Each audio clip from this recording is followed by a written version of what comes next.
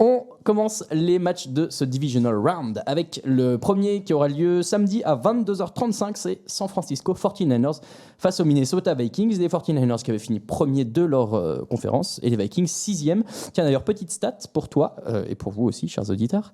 5 équipes classées 6e sont déjà passées en finale de conférence, dont Green Bay en 2010, l'année où ils avaient gagné le Super Bowl. Donc c'est possible d'être 6e et de gagner. J'en ai un lointain souvenir. Ils avaient fait un passage assez dévastateur par le Georgia Dome à l'époque. Ouais. C'est possible. Pittsburgh aussi l'avait fait en 2005. Tiens, ils avaient fini 6e de leur conférence. Est-ce que les Vikings vont réussir cet exploit ? C'est la question qu'on va se poser maintenant. Il faut passer la grosse défense de San Francisco, qui encaisse en moyenne 280 yards cette saison. C'est une très grosse ligne défensive. Est-ce que Kirk Cousins est on peut dire le baromètre de cette attaque des Vikings ? Est-ce que s'il est en forme, ça passe ? Est-ce que s'il n'est pas en forme, ça passe pas ? Est-ce que tout dépend de lui, Grégory ? Alors déjà, si tu me permets, parce que je vais pas empiéter sur la suite du conducteur, ou en tout cas de ce que tu allais évoquer, mais c'est vrai que ce qui est intéressant sur cette affiche-là, et ce qui la rend, à mon sens, la plus indécise, c'est que c'est deux équipes qui vont beaucoup se ressembler. Donc je pense qu'il y a des interrogations qu'on va avoir sur l'attaque de Minnesota, qu'on aura sûrement également sur San Francisco. Kirk Cousins peut être un baromètre, d'autant plus que Kyle Shanahan l'a coaché à l'époque de Washington, donc peut potentiellement, même si c'est un joueur qui s'est développé depuis que Shanahan est parti, enfin voilà, il s'est passé tout un tas de choses, mais c'est quand même un joueur dont Shanahan peut potentiellement connaître quelques points faibles et voilà, être susceptible d'en glisser 2-3 mots, on dira, à Robert Saleh, c'est pas ce qu'il y a de plus farfelu. Dans l'autre sens aussi, tu peux me dire. À ce moment-là, Cousins connaît un peu Shanahan et sa manière de coacher et peut peut-être donner à Mike Zimmer, qui est en plus un coach un peu défensif, quelques éléments de... Ouais, après, je suis pas sûr que Cousins aura exactement cette vision-là et cet impact-là à terme. Enfin, ce sera moins possible que pour Shanahan, qui va scouter tout au long de la semaine. Après, en l'occurrence, voilà, Cousins sera forcément un point important. On a vu que face aux Saints, en effet, il avait été assez solide. Après, c'est vrai que cette attaque de Minnesota, on sait qu'elle est quand même très dépendante du jeu au sol. On a de nouveau vu un Dalvin Cook assez précieux sur le match du côté du Superdome. Et c'est vrai qu'au niveau de l'attaque aérienne, à mon sens en tout cas, j'ai trouvé que sur le match du côté de la Nouvelle-Orléans, c'était beaucoup, on va dire, du jeu très court ou alors des passes profondes. Et ils font d'ailleurs souvent la différence sur des jeux profonds. C'est le cas notamment en prolongation avec le catch décisif d'Adam Thielen. Et c'est vrai que ça, là-dessus, San Francisco, sur le jeu profond, sur la défense vraiment contre la passe, on va dire sur des lancers de plus de 20 yards, c'est une équipe qui est rarement prise à défaut depuis le début de la saison, qui s'en est pas trop mal sortie, par exemple, sur ce match à Los Angeles, un peu plus tôt dans la saison régulière. Donc, à ce niveau-là, c'est vrai qu'il y aura quand même une petite pression sur Kirk Cousins qui, en effet, montre une certaine aisance cette saison, notamment dans encore une fois, ce jeu un petit peu plus long, mais qui là va tomber sur une équipe capable de l'enquiquiner un petit peu. D'autant que, je te coupe, parce que Diggs et Thielen, ils ont tous les deux une semaine un peu agitée. Thielen est touché à la cheville. Diggs aussi est sorti en cours de match la semaine dernière face aux Saints. Je suis même pas sûr qu'ils soient toujours entraînés. Après, je pense que les deux seront là. Les deux vont jouer, c'est sûr. En tout cas, les deux ont dit qu'ils allaient jouer, mais voilà, ils sont peut-être pas au top de leur forme. Peut-être que ça peut aussi... Et une des clés que j'allais te donner également, alors, on sait que c'est les playoffs, on sait que le trash talk ça marche un petit peu. On a vu un Stephon Diggs qui est quand même un petit peu dégoupillé tout seul lors du match face aux Saints.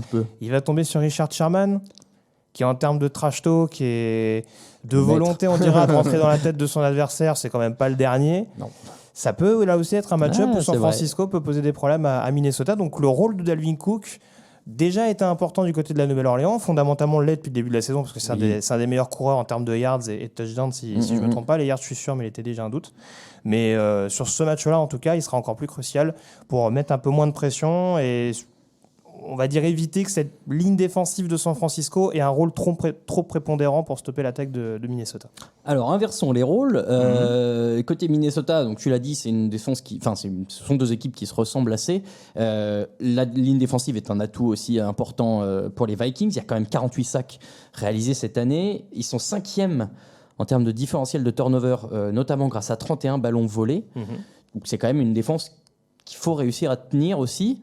Maintenant, en face, comme du côté de Minnesota, il y a des armes pour y répondre. George Kittle notamment. Oui, Alors là aussi, pour avoir un petit peu analysé la chose, j'ai quand même constaté que Minnesota contre les Titans s'en sortait très très bien depuis le début de la saison. Et là aussi, si on regarde un petit peu, justement, on va dire que c'est vraiment 2 défenses qui peuvent contrer l'attaque aérienne adverse. Et là, Minnesota, en revanche, on sait que San Francisco, ils sont capables de faire des jeux à la réception. Emmanuel Sanders, Deebo Samuel notamment, et même les running backs, ils sont capables de sortir du backfield, ça, c'est pas trop un souci. Mais en l'occurrence, c'est vrai que vu l'impact qu'a George Kittle depuis le début de la saison, on l'a vu sur certains matchs, forcément notamment celui des Saints qui permet notamment à San Francisco de s'imposer à la dernière minute, que Minnesota soit capable, avec notamment une escouade de linebackers qui est capable de couvrir, avec un milieu du backfield qui est très renforcé, soit capable de poser des problèmes justement à cette connexion Garoppolo-Kittle. Là, déjà, ça peut quand même redistribuer les cartes, surtout que je trouve que Jimmy Garoppolo est quand même pas hyper rassurant depuis quelques matchs. J'en suis jamais caché, je suis pas rassuré depuis le début de la saison. Non, c'est vrai. Il fait 2 touchdowns, 2 interceptions sur les 3 derniers matchs des Niners. On me dira, il y a 2 victoires et une défaite. Il y a une défaite contre Atlanta, donc la défaite surprise à la maison. Il y a une victoire ric-rac contre Los Angeles et surtout un match à Seattle qui gagne contre une équipe qui était quand même pas mal déplumée, on dira, de stars, et avec une défense surtout qui a été hyper décisive en fin de match. Donc c'est vrai que cette attaque, elle me rassure pas encore complètement. Et on a vu qu'à la Nouvelle-Orléans, Minnesota était capable de freiner suffisamment Alvin Kamara. C'était pas forcément le cas tout le temps contre Taysom Hill. Là, ils vont quand même tomber sur un jeu au sol de comité. Ça peut changer la donne également et être un petit peu plus favorable à San Francisco. Mais en tout cas, là encore, du côté des Niners comme du côté de Minnesota, je pense que le jeu au sol va être hyper important à mettre en place. Et de toute façon, Kubiak, Shanahan, c'est 2 écoles extrêmement similaires. Et je pense qu'on va essayer de vraiment mettre en avant les points forts qu'on marchait depuis le début de la saison, à savoir un gros jeu au sol. Et je mettrai une pièce sur le fait que l'équipe qui arrive vraiment à imposer son jeu au sol sur ce match-là finira vainqueur. Effectivement, quelques stats pour le jeu au sol des Niners. Alors, Coleman, il a l'expérience, Tevin Coleman, de ce genre de match. Il a déjà joué 5 matchs de playoff, donc il connaît un petit peu ces enjeux-là. Et Mostert, il est sur 8 touchdowns au cours des 6 dernières semaines, quand même, donc en enlevant la semaine de wildcard où ils n'ont pas joué. Donc il y a une bonne dynamique. Et c'est des joueurs qui connaissent les enjeux, qui ont peut-être eu plus d'impact au début de la saison, je trouve. En tout cas, le jeu au sol s'est un peu affirmé, puis Garoppolo a peut-être un peu pris le relais en milieu de saison et après a laissé un peu les choses se faire.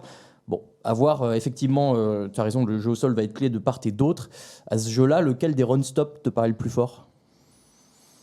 Minnesota, je trouve que leur run-stop est moins irrégulier que la défense contre la passe. Il a des hauts moins hauts, mais des bas moins bas, c'est ça que tu veux dire ? Ils sont plus leur fourchette de... Paradoxalement, même si je trouve qu'il manque un playmaker sur le milieu de la ligne défensive, encore une fois, ils ont quand même un groupe de linebackers qui est extrêmement complet. En termes de plaquage, ça me paraît assez solide.